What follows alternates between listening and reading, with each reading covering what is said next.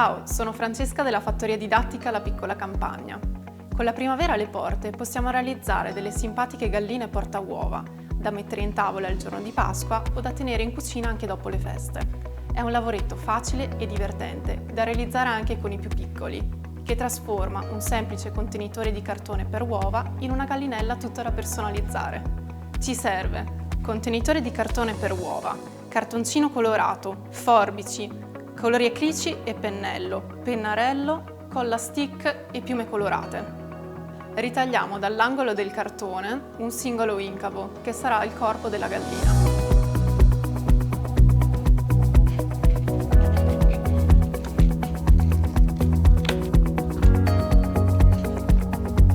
Lo rifiliamo.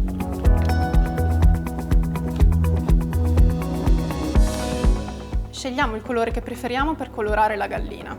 Io ho scelto il giallo.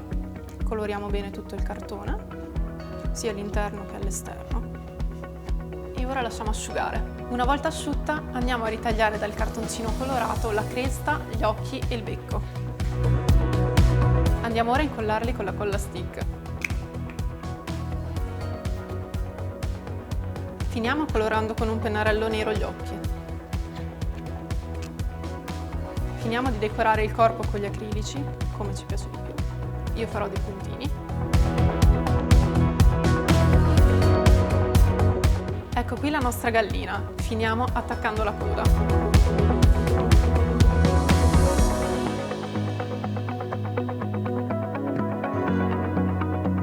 La nostra gallina è pronta per portare a tavola uova fresche o di cioccolato.